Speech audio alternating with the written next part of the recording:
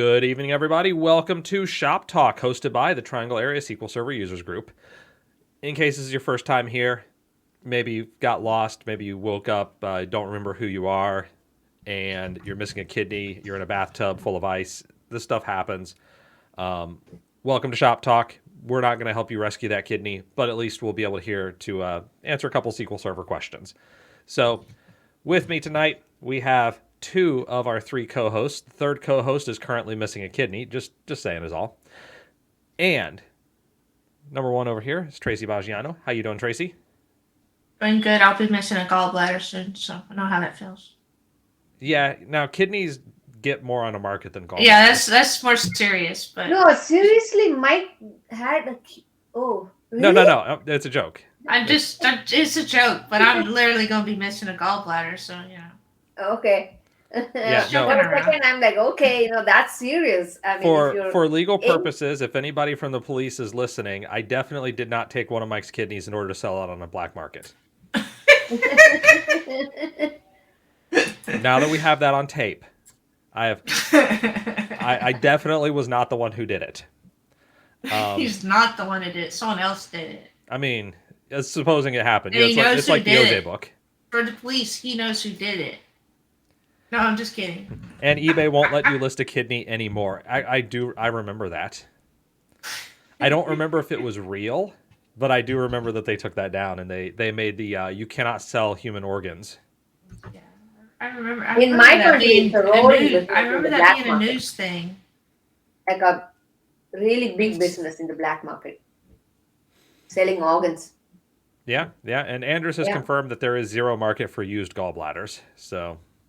Yeah, there's not. Trust me, you don't want mine. Now, also with us, Mala Mahadevan. How you doing, Mala? Doing well. Hello, everyone. Pleased to be here. And Marshall has linked the you cannot sell human remains or body parts policy for eBay. So thanks, Marshall. And Marshall would be the one that would know exactly where that's at too. This is true.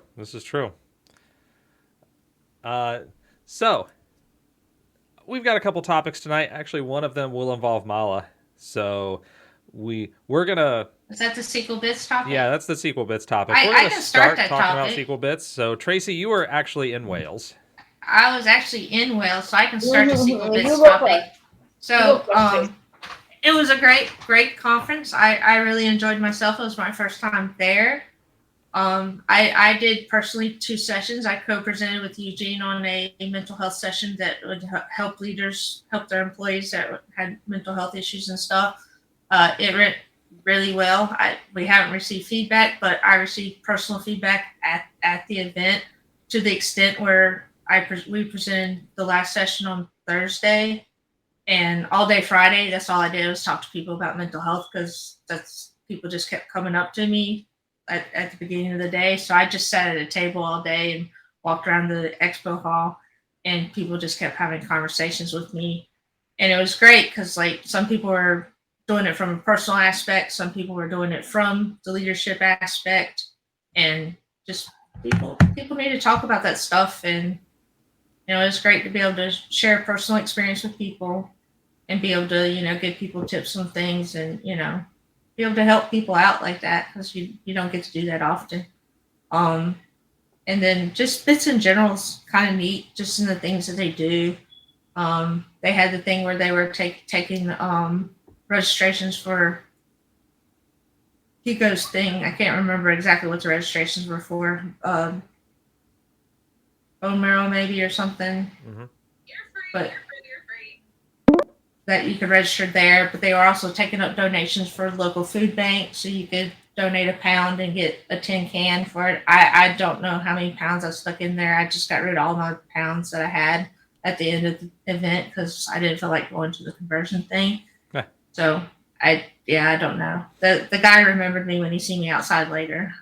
I don't know, but I got rid of some pounds. Wish there were real pounds that were on my body, but But it was nice that they did something that benefited the local community like that, and something that benefited more broadly.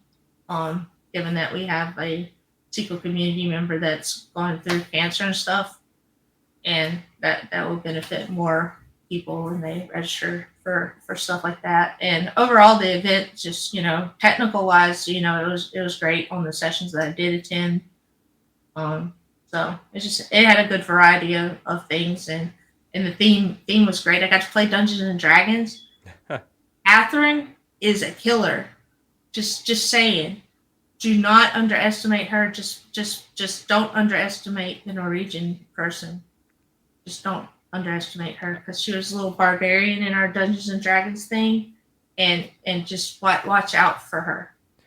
Just warning you. Vikings were real. I'm just telling you, she definitely has the Viking genes.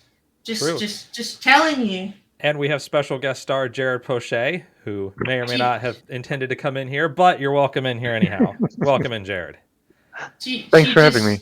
She just was a killer at the Dungeons and Dragons and bashing things, and she just killed the thing, and she Seems picked legit. a good character for herself and played it really well. But yeah, the theme was nice, and the game night was nice, and they did really well with making sure that the party that had a quiet space you could go to, because I find the environments of the parties too noisy, and being able to have a place to go to have a quiet area so that you don't just have to go back to the hotel was nice.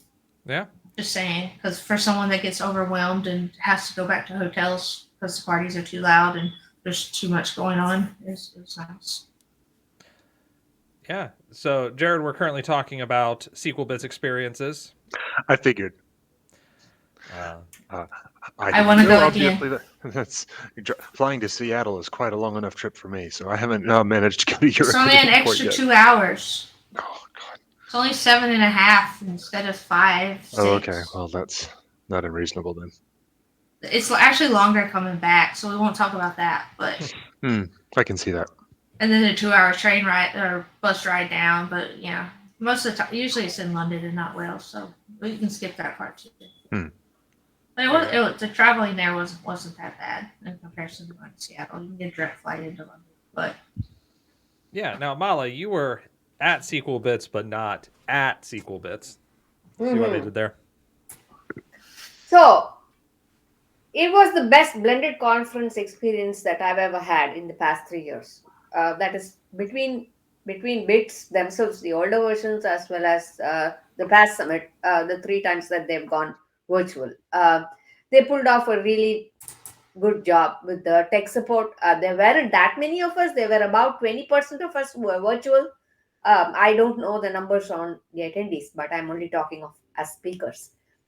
We were about 20% of us. I had 2 talks, both non-tech, because I was too late to submit for the tech submissions, and they asked me to do something non-tech, so I did 2 non-tech topics, which we both received really, really well. Great feedback, great audience. I had close to 60 people in the second talk. Actually, the one on cross-cultural communication was received excellently well. And other than some minor tech issues, and they use Microsoft Teams,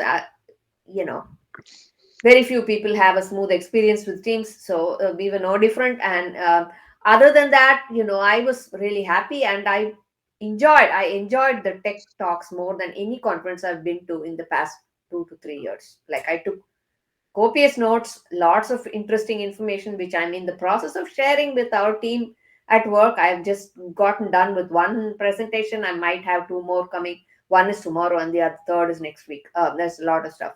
But usually the best conferences are the ones that come on the heels of a new release. It's always been like that, because people have learned from the stuff, including the people who made it. They know what works, what doesn't. So the talks are more mature than just a spiel on what is coming and such. So that's been my experience, in the 24 years of attending conferences, and this one was no different. Like the 2022 talks were all excellent. They were packed with information. It seems like a great release. I had a ball. I had really fun. Enjoying all the tech sessions. And there was some limited networking that we did online, and that was okay. I did it mainly for the learning, which is what virtual conferences are for anyway. So I had a total blast. It was excellent. So I hope they will keep up the virtual option for some of us this year too. And I've given good feedback. Lots of us have given good feedback. They put us all in one room, which was a good thing. There was no swapping of rooms. Two dedicated people for tech support who really knew what they were doing. Um, so everything worked out fine. Very smooth experience. Great conference. Yeah, that's great to hear. And that seems like that's about the requirements for having a successful hybrid conference. Yeah. So, along the lines of this, one of the things, Mala, that you picked up from SQL Bits was a little bit of a more detailed understanding of parameter-sensitive plan optimization in SQL Server 2022. And Right. you wanted to share some thoughts on what your experiences are with the topic so far. So, have at it. So this was a talk given by Erin Stellato with Hugo being virtual from his hospital bed, which was like, I mean, I don't know if you can set the bar higher for for motivation. You get points for dedication. Yes. Yes, for other people, that's absolutely, mind blowing. How the man managed to do it. I mean, how can you even think of tech stuff when you're that ill? I don't know. It's not me, and I was just so blown. Anyway, they talked about pros and cons. Like they intentionally took sides with Erin trying to promote it as a great feature, and Hugo kind of trying to. He wasn't really harsh on them, but he was trying to come in with some points that were like, maybe this is not the greatest that you want to adapt, and they can do better kind of a stance. That's what he took. So overall, they talked of three common scenarios where parameter sniffing kicks in. One is when you apply a filter to a column with a skewed data distribution. The second is a range filter, like when you have dates between x and y, and stuff like that. And the third is the dynamic search, where you have optional parameters. Or clauses and optional parameters. These are the three most common scenarios. Been my experience too. And this particular plan optimization only works for the first one. That is when you have a filter applied to a column with skewed data distribution. And it can handle a maximum of three variances per predicate of the query. I mean, to my mind, if you keep having multiple variances per predicate, there's something wrong. But that is the limit. That is the three variances per predicate. It uses the histogram for reference, and we'll see some issues with that. I'm coming to that. And it doesn't work with a lot of hints. They don't even know what are all the hints it doesn't work with. Certainly it doesn't work with option recompile and various options that are specifically referring to optimize for unknown and that kind of stuff. I think that's fairly obvious that it wouldn't work with that, but they still aren't sure of all the hints that it will not work with yet. So that's kind of what it is. And Bob Watt did a demo of how it kicks in when it senses that it needs a different plan, and it tries to fix the stats problem. It tries to fix the stats based on the which the plan is made, and makes a plan that is appropriate to what it is, the kind of stats that we are looking for. So a few scenarios, and the example they showed, the performance was like great. It was like awesome. The difference between when on an older version of SQL Server and a newer one, very impressive. I thought it was good, and I took the same exact demo that Bob Ward did, and Erin Stellato used the same thing, and I ran it on my machine. First issue I hit was that this was not kicking in, and I'm like, why am I having this problem? Why is it not kicking in? Then I went and looked at the histogram, because Erin said very clearly that it uses the histogram for reference. I was running the query with a small value which was not in the histogram. So I updated the stats with 100% sampling, and then I ran it again, and it kicked in. The only thing though is that the performance difference that I saw, it was still doing a scan, but the performance difference that I saw wasn't that great like what they showed. I mean, I was happy that it's trying to fix the thing, and when I saw the plan, it wasn't doing the sniffing anymore. It was using the right estimate. All of that was correct, but the performance gain wasn't all that impressive. Plus, now you have two additional plans in addition to the older one. So that's where I got, and this is not with our data. This is not with the data we have at work. This is with the test data they gave me. So Right. I'm going, maybe Hugo has a point here. Maybe this is really not as impressive as it was intended to be. It's a good start for those who don't mind the little bit of the plan bloat that it's going to cause. But it isn't all that impressive. Plus, they have a new system table that you have to query on for finding out whether or not this, a plan PSP, as they call it, has kicked in. That is only available in 2022. And I guess Jared will have something to say after this. He will, because I looked at it and there were multiple things. First of all, when you have the variant, the dispatcher query, so the primary query has this dispatcher plan, and it's nothing. It tells you basically nothing. Maybe I need some more examples of this, because what I had gotten from what I had gotten, you were typing very loudly.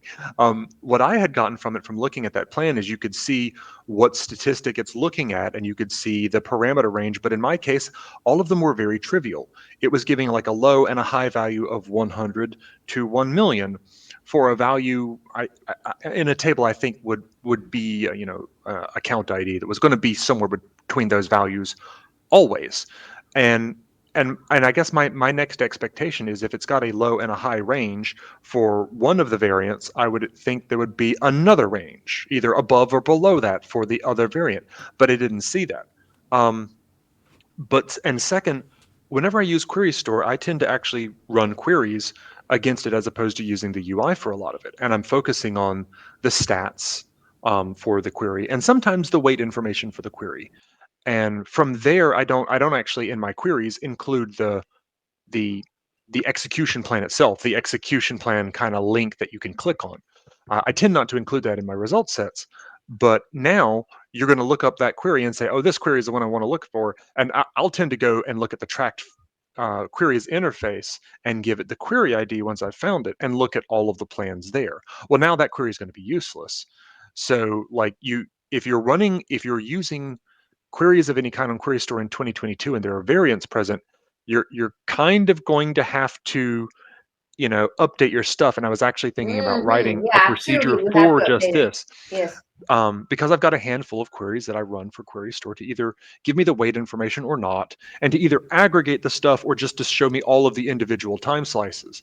Well, now, instead of having 4 queries that do those 2 tasks, that toggle each of those options, now I'm going to need 4, because the question is, am I running this in SQL 2017 or am I running this in 2022? Because if I'm running this in 2022, I need to run that version, so that I will, instead of getting the dispatcher plan for this query, I really want to see the variance queries and those IDs, so I can see what the thing is actually doing, because the dispatcher plan tells you so little. So Yeah, yeah, just that's a lot. does sound like an issue, although at least there's a solution for it.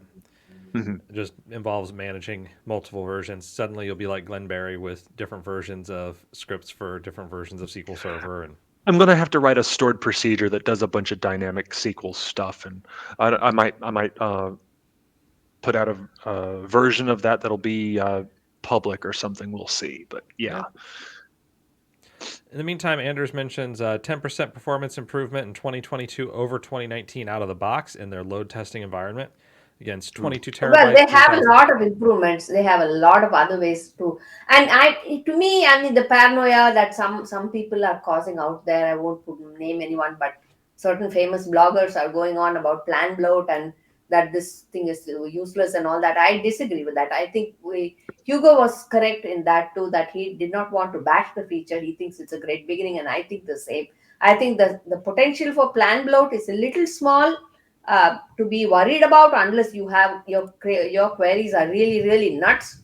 I mean, having a lot of skew, on every predicate that you have and all that kind of stuff. But to me, for a moderately, environment where queries are well tuned and running normally in most situations, it's not that much of a worry. We do have to fix though the query store thing that Jared mentioned. Yeah, depending on what version you are, you have to get the right plan. You have to add in that new table that they've made, and rewrite some of our queries, which is really big for us in our environment because we are heavily query centric. dependent. You don't want somebody looking at a graph and going multiple plans. So that's all I see. Okay, what are the multiple plans? And you don't know what it is. And so we do have some fixes to do. That's a major project for us when we upgrade, like with the dashboard and such.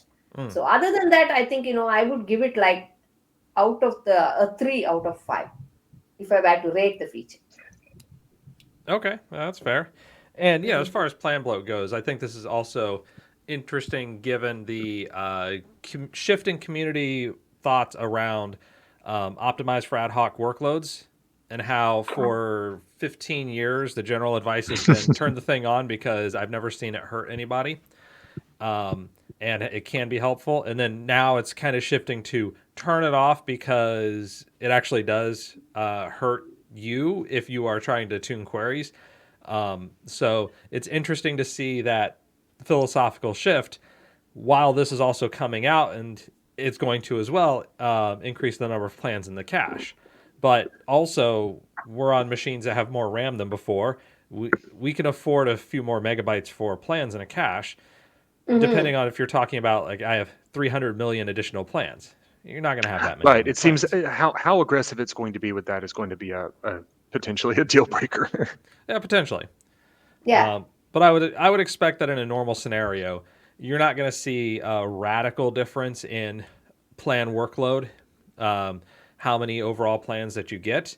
I would expect that this would trigger on a not terribly large number of queries, and probably not generating tens of thousands of plans per query.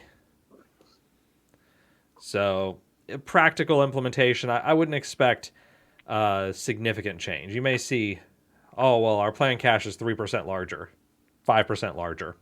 But I wouldn't expect, like, our plan cache is 25 times larger. Yeah. Yeah, that was my point. I really liked some of the other things that they showed, especially around how the parallelism issues are being handled by themselves, which means a reduced need for the maxed hint. That's what I was planning to show our team tomorrow. Show in the sense I don't have a demo for it, but I have what Bob Ward explained about it. I want to share. I want to see how impactful that is going to be. That's not easy to demo, like to make a query that's going to tax the CPU real hard and see if that kicks in. That's going to be an experiment we'll have to work on, maybe with the DBAs on our side.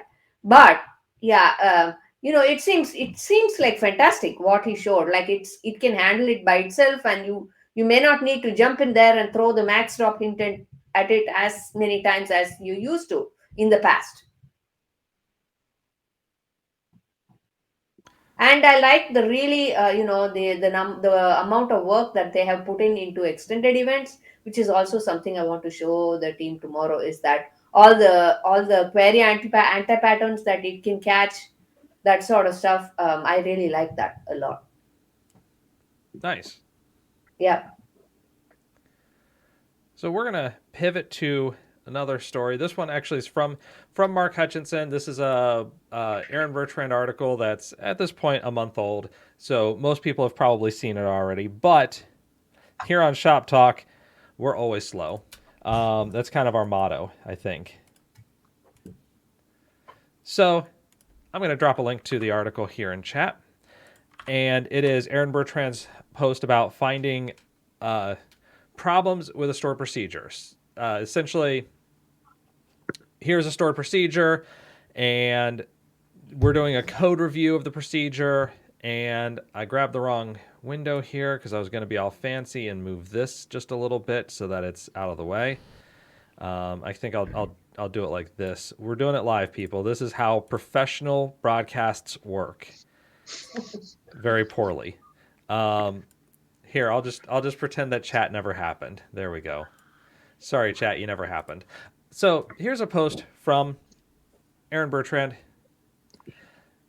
covering a stored procedure that developers have put in place, and Aaron is giving this a code review and says he has 40 problems. 40 separate problems with this. Now, many of you have probably already seen this post before, so you probably already know many of these. But I want to quiz Tracy, Mala, and Jared here and start throwing out problems that you have with this. And then we'll go down to Aaron's answers, and I'm going to agree with probably about 75% and disagree with 25% just to throw a wrench in things. But here's a procedure. Is it cool to Gotta go out love and no lock on a select query. Yeah, I mean, at least it's better than no lock on an insert. Takes me back to the days of interviewing with you, Kevin. Doing calculations in a where clause, that's fun. Calculations Yeah, in that a where shouldn't cause any clause, trouble. right? The date add in here, yeah, that's a problem. Also, Blech. a little bit of work here. Can you zoom in a little bit? A teeny Uh, bit, if at all possible. let's see if I can go any further without it all falling apart. Okay, that's better. Even that's better. And can we not do aliases that are A's and B's? I mean, Well, I know actually, it's just names, but you know. Zero formatting, which is hard even for somebody like me who's not obsessed about it. But it has to be at least minimally readable, and it isn't. Everything in lowercase. Oh, that sucks. Yeah. And yeah, Lower that really Capitalization, sucks. no white no space. lock everywhere. Top 2 million and blah blah something or the other. What the hell is problem. that? That top 2 trillion or so, this is how you know that you got it from a SSMS designer. Oh wow! Because when you would do a view, it would always do like that top max int. So Yeah. that I think you could they have fixed that. a Order long by time ago. one at the bottom. No. yeah, so that you could have an order by clause in there. Order by one, I despise. I despise do it. too. Yes, I hate that shit. it Name works. your damn columns. It technically, I agree. Name your columns. Name your columns. Seriously. Also, SP underscore, unless you are Atom Mechanic, you don't get to start your procedure with SP underscore. Yes. Atom Mechanic has earned that right. You have not. Well That said. too. No schema. Yeah, no schemas. Yeah. Oh, naming param at param and then name param int. This is dumb because you need neither at param nor do you need int. It should just be at category ID. Right. Because That also what sounds like happens- something that might have been generated, right? Oh, do we really need distinct everywhere when you're doing a union? I mean, So do you need distinct when you're doing a Distinct, union? No, you don't. everywhere. That is also bothersome to me because distinct is not something you just throw at a query just to fix the problem. It means you have a problem with the join in most cases. Potentially, so distinct everywhere. Yeah, for sure. Yeah. This style of comment actually can be a problem if you are trying to run this as dynamic SQL, where it will block out everything afterwards. don't run So dynamic using SQL. the multi-line style of comment guarantees that no matter how you're running this, it will actually work. They also sit in the master DB and are marked as Microsoft procedures. See, if it's sitting in the master database and you've cheated the system, I'm okay with that. You have earned the right to have SP underscore. Otherwise, this is just a regular procedure in a regular database. No, SP underscore, it's going to first look in master. It's not going to find it. Then it's going to look in the local database, which means your procedure gets slower just because you decided you were going to follow a non-existent naming system. So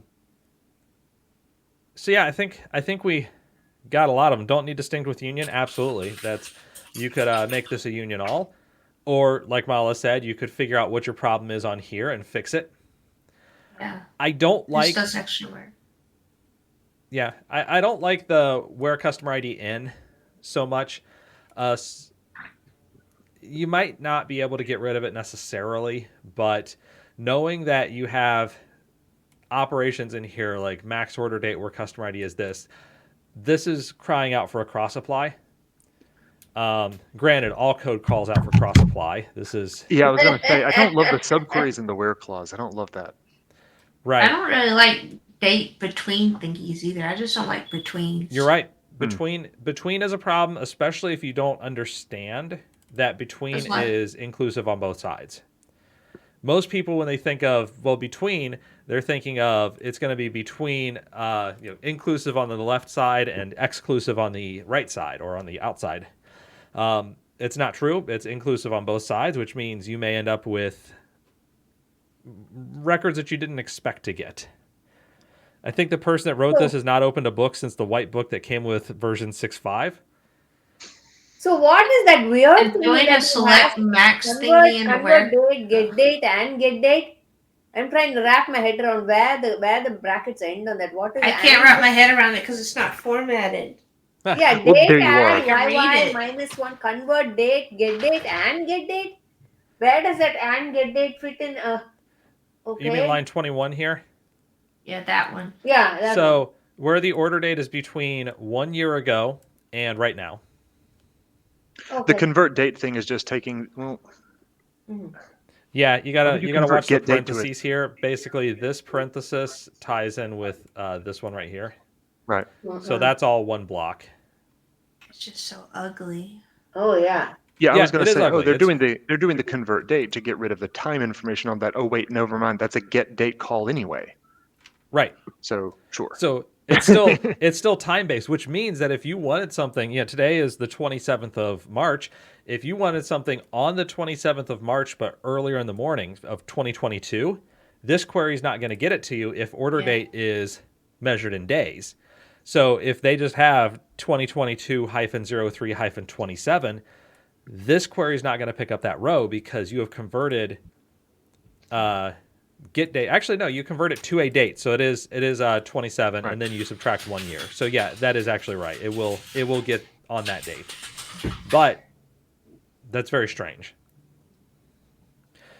Got to give them credit for the consistent use of no lock. They do use no lock a lot in here. So So he can at least do a set transaction isolation read uncommitted, or I mean, make it easier on himself. Oh well, you would think. or set optimistic concurrency on, read committed snapshot isolation on, and delete all no locks with prejudice. That's another route. So that's the procedure. This is a mess. I also Yes. am not a, We I'm not a probably big could find fan more, of but what's that, Tracy? we probably could find more. And like, why we got so many subqueries? I mean, Yeah.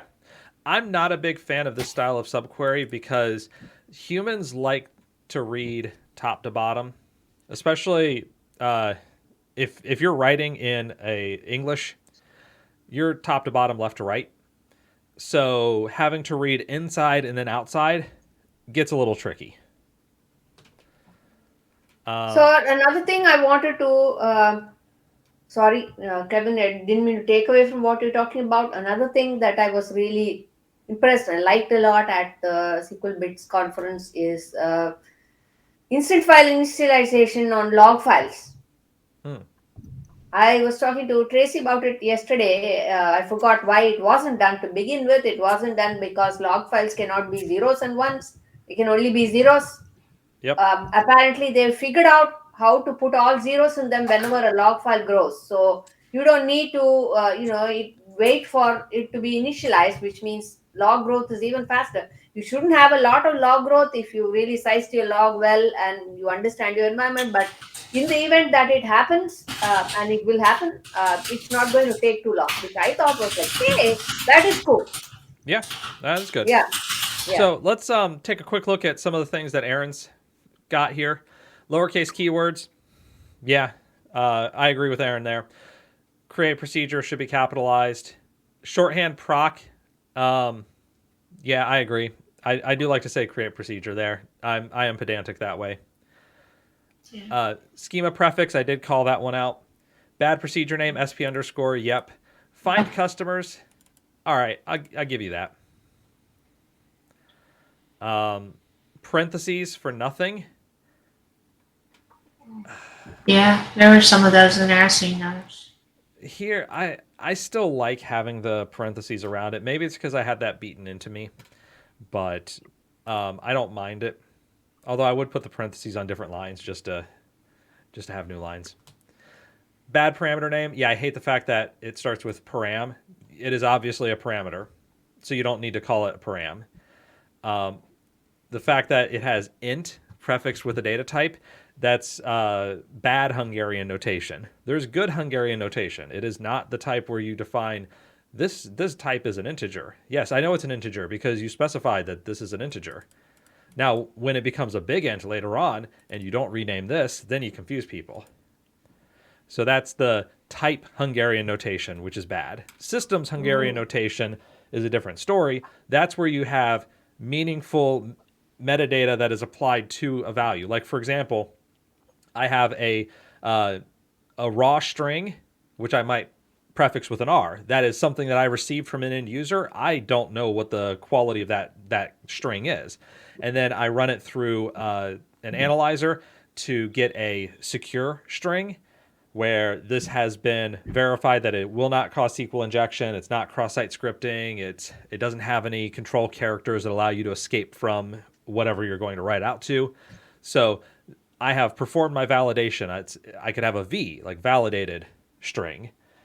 That's systems Hungarian notation, and that actually is useful because you're providing new information to a reader that they would not be able to get just from the definition. Mm-hmm. In AdventureWorks, IDs are capitalized, so it should be category ID as opposed to id. I mean, that's fair, unless you talk about the category ego next. Uppercase data types. Yeah, so matching data types is important when you have case-sensitive collations. That can get things can get a little tricky. So technically, for consistency, you would use lowercase int. I prefer using all caps. Also, I hate case sensitivity. So Yeah, There's me that. too. everything on one line. Yeah. Don't have all your parameters on one line. As capital AS, no begin or end. It would be nice to have this in a begin and end block. Not absolutely necessary, but at least it gives you operation that you can more easily see what's happening. Set no count on, maybe. I would. This one I'm gonna call out as I wouldn't. That doesn't rate. Lowercase column names. Yeah, I agree. Use the casing that is available. How the columns are defined. Single line comments. They cause problems downstream. Like I mentioned, if you're running this as dynamic SQL, but also if you're reviewing queries in a plan cache, by having those double lines there, it's hard to tell where the next line begins, and sometimes can mess up your ability to read the text from the plan cache or from sys.sql modules, especially if you don't have new lines.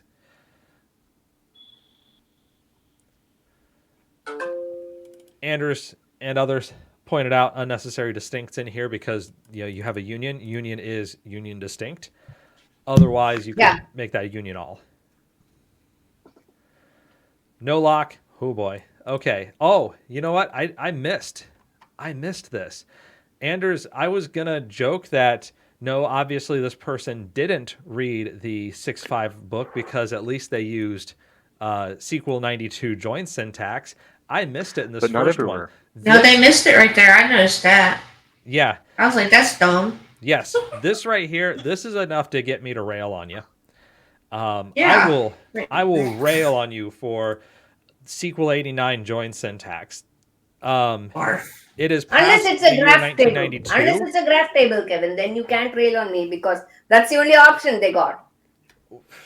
They need to get better graph tables. That style, that is so easy to create accidental Cartesian products. There's a reason that inner join exists. There's that you specify the join type and you have the join clause. Also, it conflates join criteria and filter criteria, which your join criteria should be in your join clause, your filter criteria should be in your where clause. Occasionally the twain shall meet, but only when you have to do some weird performance tuning things. Stylistically, keep those join criteria separated. No one uses graph. I will not fight you hard on that, Anders. Add aliases, yeah. Okay. No locks. Lowercase objects named. Bad aliases. Tracy called this out. Like customer is A, person is B. That's kind of dumb. No lock. I go back to Batman slapping Robin. Yes, lock. And technically, if you're going to use a no lock, you should use the with word with it. That's just true. If saying, if you're There's that. using if you're a going query to hint, do it, I think you should have the word with it. yep, Just saying.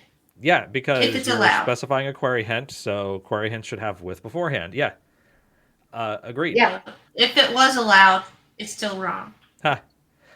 Old style joins, just burn them all down. Where person ID, no alias on person ID. Oh yeah, hey, Aaron has that. And business ID, B equals C and something. All right, correlated subqueries and predicates, which I think at least one person called out as well. Those subqueries inside a where clause, usually not great. Now, if you have an exists clause, exists is different. Exists, hey, I just want to see if something is there. The where a date is equal to like the max order date, again, that's where I would probably want to introduce a cross apply operation. And I agree with Aaron that indentation is critical for this because you don't know how many levels deep you are at this point in the query. There are certain times it is impossible to get the same result set with modern joins over old joins. I would need to see an example of something where let me clarify this. I would need to see a sane example because I'm pretty sure the only cases where you couldn't get it is insane examples. I mean, I struggle to think of a scenario where you have to use cross join, and a where clause. This is legacy code, been around since 6.5. No, this is something Aaron made up. And he's using all of his evil Aaron skills. I thought this was something that actually crossed his desk or somebody referred to him. No, this is actually querying from AdventureWorks, so you could try it out yourself. So, date part shorthand, the 4 Ys as opposed to year. Yeah, I agree. YEAR, it's just as many letters. You didn't save any bandwidth with doing that. Right, exactly. And get date, yeah, you could have a parameter current date or something like that and not have to call get date over and over. Get date, when it's evaluated multiple times like that, yeah, actually Aaron does point it out here, can give you different answers, especially if it's a really slow query where later calls to get date might be milliseconds later or even seconds later than earlier calls to get date in the same query. And if you run it at midnight, you end up on a different day. Right. So Close to midnight. could end up with something very weird at certain times of the day, the witching hours, if you will. Spent 6 months rewriting those types of joins. Yeah, and I would still push back and say probably the ones that couldn't be rewritten in the ANSI 92 syntax were the really insane ones with a horrible data model. Also, if anybody comes at me with like left outer join X, left outer join Y, left outer join Z on blah blah blah, on blah blah blah, on blah blah blah. Oh no. Right, that's where I say developer. Finish one thought before you move on. Exactly. There is a rare case where that is necessary. And in that case, I would say, hey, let's take some data into a temp table so that you don't go crazy. This is called a common table expression. Or a common table expression, or a correlated subquery, and an apply operation. There's a lot of different tools available here. Also, if you mix left outer join and right outer join, puppies die. I've seen far too much of that as well. I'm surprised actually that Aaron did not sneak in a right outer join in here, just to make us all crazy. CTE and SQL 7. Anders, if you're still supporting SQL 7, That's rough. yeah. I mean, I'll give you that. If you're running SQL 7, you do what you got to do. But I won't touch anything that was released prior to this millennium in production. So SQL 2000, no dice. That's right, I went there. The millennium starts in 2001. Also, so does Space Odysseys, just to let you know. So coming down here, I'm actually disagreeing with Aaron less than I thought I would. I expected a little bit more, that I would dislike it a little bit more, because I know some of his preferences for things like aliasing, things like naming. I'm like, I don't push it that hard. Between, yeah, Tracy called that out. Between is not a good operator to include. Just include the greater than and less than. That way you can be more precise about what you intend to include. Join ordering. Inconsistent join ordering. So they were listed person and then email address. Now it's email address and then person. Maybe. This is kind of a driving table thing. Like if I had a where clause that was specifically looking at email addresses, I'm driving from email address, I'm filtering down on that first, and the other one I'm driving from like a person's ID, a person's first name and last name, I would have these in opposite orders. So there should be a reason for the difference, but I wouldn't necessarily call that out as this is a problem. I don't think you have to have tables in the same order in different subquery clauses. Not if you're driving from different filters. And actually having the from clause represent the most important table for you, I think is clearer than consistency across subquery operations. Inconsistent aliasing, yeah. Try to stick your aliases more consistently. Always use A, B, and C, obviously. Got a with at least finally. Inconsistent hinting. Yeah, this one did use a with, so 1 point for Tracy. Inconsistent clause ordering. If you're gonna, this is actually something that does annoy me sometimes. And email address is first. It joins to person. Your join criteria should start with the left-hand side, how it joins to the right-hand side.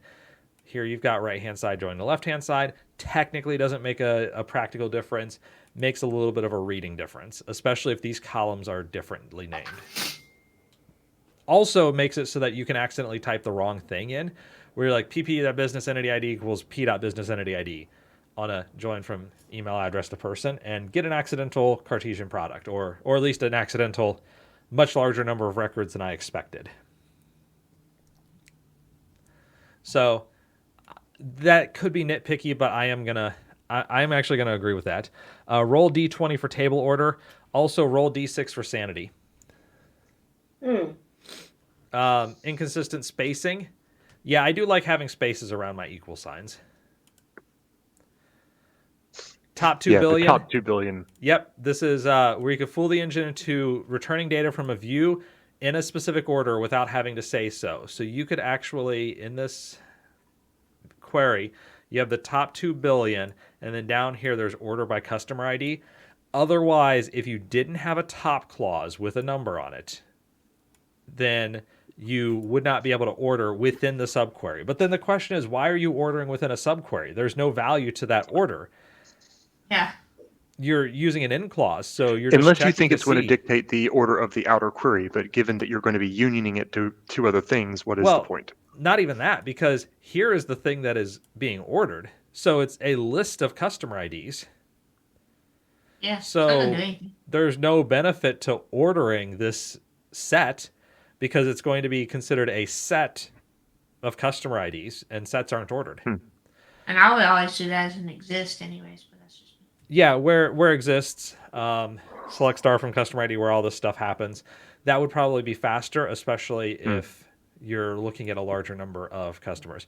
Top 100%, that's right. You can use top 100%. It may be that if you create a view with an order clause in SSMS, the view designer, that it gives you a top 100%. It's either that or a top 2 trillion. Or 2 billion, excuse me, 2 billion. It's int max. Right. So we're down here. It's relatively few that I've disagreed with. I was hoping to disagree with Aaron more. Just at least for the content. Expressions against columns. So I believe, Tracy, you called this one out as well. I think, Mala, you called it out as well, and you were both speaking at the same time. This is going to have to operate on every single order date record, and therefore it's going to be a problem where you're going to have to scan over the entire set of order headers, because you won't be able to filter even if you have a proper index on order date. You're performing a date diff operation, which will lead to an index scan. So don't do that, because you can always rewrite this query, especially given that there's a constant. So you can rewrite the query so that you're operating on the constant. Like defining a variable 2 weeks ago because you care about 14 days ago. So that works. Inconsistent join and syntax. I like saying inner join. I like having the specification. This is inner join as opposed to left outer, as opposed to right outer, as opposed to full outer, as opposed to cross. Those are the join types. There are no other join types. So I remember breaking my head on this with Scripton, trying to get the linter to catch instances where developers said join instead of inner join, and it was like no difference. There's a join, that's all. So I had to use tokens to go through the code and say, okay, is there an inner missing here? Then point out this error, because no, join equals inner join for them. Yeah, no, it's inner join. Specify it. So TG mentioned SQL 2000 was released in 99, and I stand on my ground that I refuse to install anything in production that was not created this millennium, or at least released this millennium. So SQL 2000. Round up. Tell them we're rounding up. Not gonna round up. Sorry. Actually, as far as SQL Server goes, no. If it's not officially supported by Microsoft, I'm not sure I want to touch it. If it was out before 2005, I have no idea what you're talking about. Never heard of this before. Enterprise Manager, nope, no idea what you're talking about. Query Analyzer, nah. Query Analyzer, what? There is an as. Hey, congratulations, you did put as, and it was even capitalized. I appreciate that. So I do prefer that. I like having as with my aliases. And then order by customer ID. Yeah, this order by just makes no sense inside the subquery, because again, it's a set. You're performing a set operation, and you don't need to be a set. Filter is a join clause. Technically, that and should be a where. Okay, where product category ID is equal to this. Right, it's not part of the join criteria. So this was where I was talking about, that join criteria and filter criteria should be separate. Because not so much from the sense of it will make the optimizer better or not, more in the sense of it will make a human understand it better. If for some reason I need this to be a join criterion, even though it is technically a filter criterion, because it will make the optimizer understand and use a more appropriate index and get much better performance, that's fine. No problem. Ideally, I'd like a little comment about that, but I can understand that. All other things equal, ceteris paribus, keep them separated. Meaningless alias name X. Anders may be guilty of this. Yeah, it happens to people. It's easier to read than the where clause. I don't know. I still like to have them separated, just to show that this is not intended to. It's not intended to be part of the join. So that if I need to join to that table, those two tables again in the future, I realize here's the criteria, the set of criteria I need to make that join. It's a small thing, but it's a thing. Meaningless alias names, admittedly. I think this is a bit too picky. This one's probably gonna push it a little far.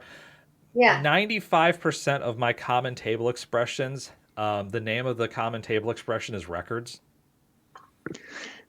So I will admit that 38 is something that hits me a lot. And am I going to change that? Probably not. 95% of my future common table expressions will probably also be named records. Because I just need a name. Yeah, it just needs a name. That's all. Same thing with anything like temp table names and all that. Like, don't call it. And I work at places where people go like, don't call it hash temp one, not temp two. Okay, okay, it's just a temp table. What does it? How does it matter what you call it? But it's okay. Some people want that. Yeah, I would say if you're referencing that temp table several times, Mhm. I would ideally have a proper name, especially if it's further down. If you have a long procedure and you're referencing it much later, I would be a little bit more picky. With a common table expression, especially the type that I'm talking about, where you basically have with with CTE as blah blah blah do blah blah blah. You can tell where this thing gets used.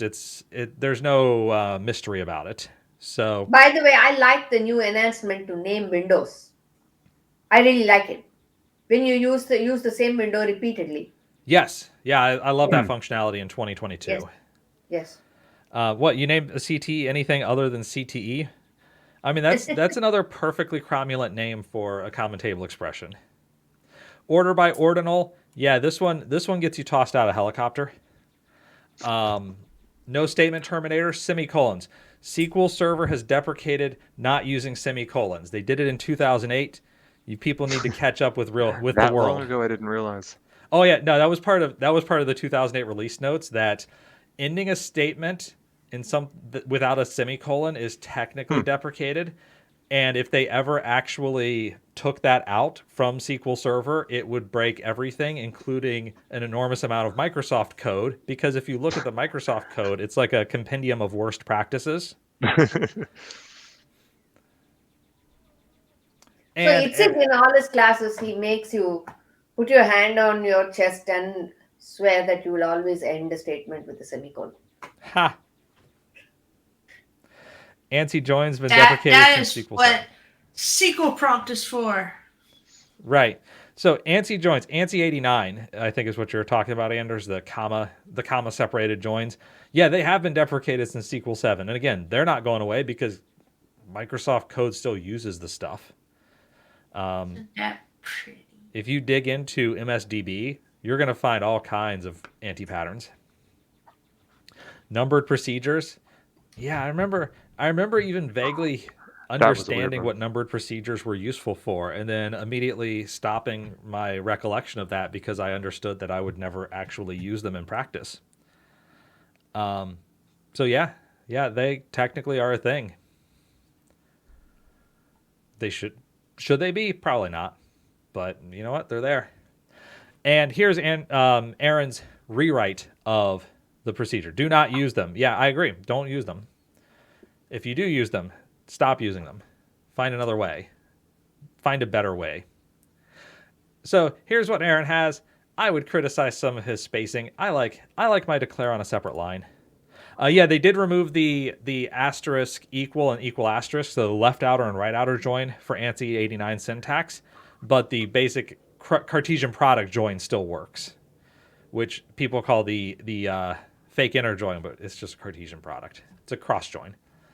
So Aaron has this. This is his style. He likes to use brackets and equals. I like to use as and then As. aliasing at the end without necessarily having brackets unless you have something that needs brackets because it's a special name. I like my But commas in front of my lines instead of on the end. yeah, I don't like commas in the front. I like my commas at the end, just like in proper languages like English. I don't like the end of the lines. We Oh, don't I guess they are. pre-comma things. And then pick a different name so you're not using the special I name. like my weeks to start on Mondays too, so hey. My weekends go together, Saturday and Sunday. They're split in half. As far as picking a different name so that you don't use special names, yeah, that's a fair point. Now there are keywords that get added to SQL Server, and every once in a while you'll have something that suddenly became a keyword. Sometimes you'll have something where, look, this column is the year, and I'm not gonna rename year to something that's not a special term, just because the best way to describe this thing is year. Like if it actually is a year, it's I'm storing 2008.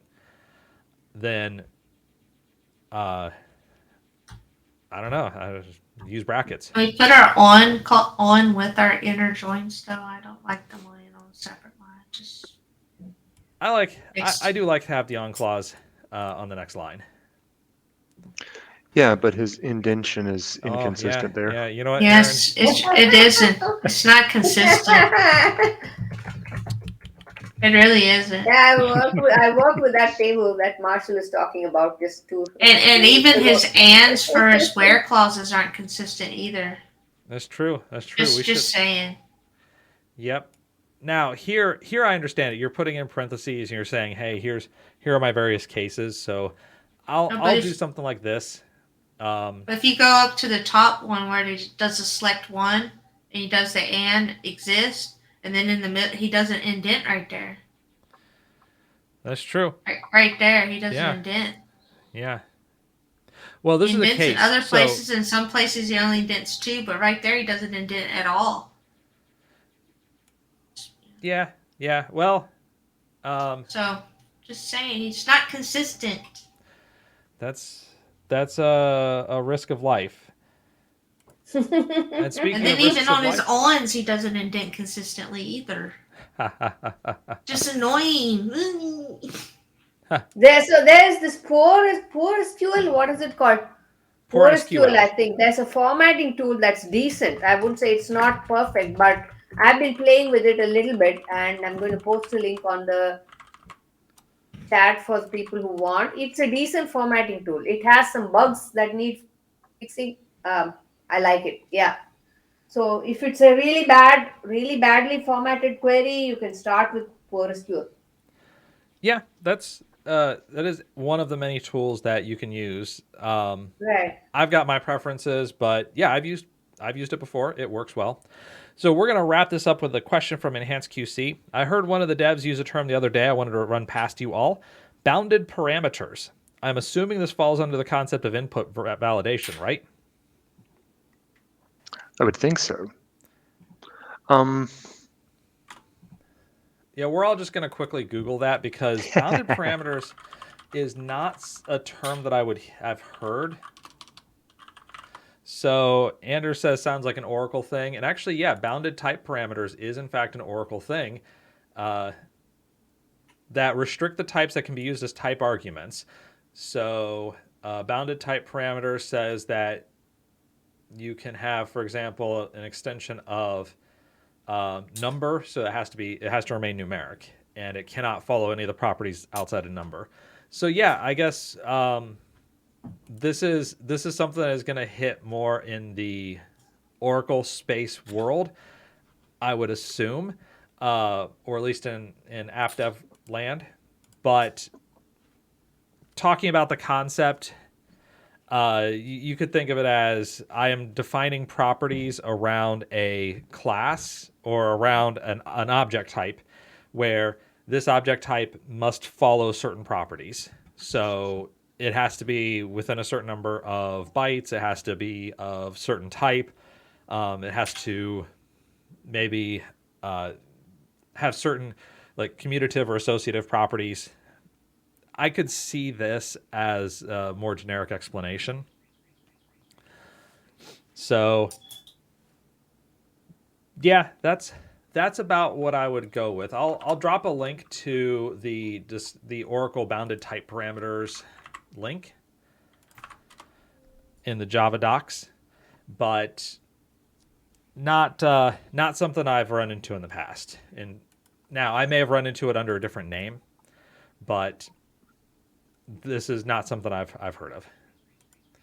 So with that, before we end, also from Bits is a shout out for as a data studio, everyone, give it a try. They made tons and tons of enhancements, and it's really, really cool now, including easy ways to format. It comes with vertical lines, so alignment and things like that are really easy to do. I love it. I've been playing with it after bits ended, and I really, really love it. If you do a lot of T-SQL development, it's worth checking out.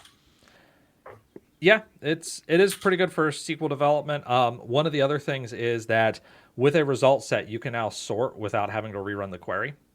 So you can sort by a parameter, ascending or descending.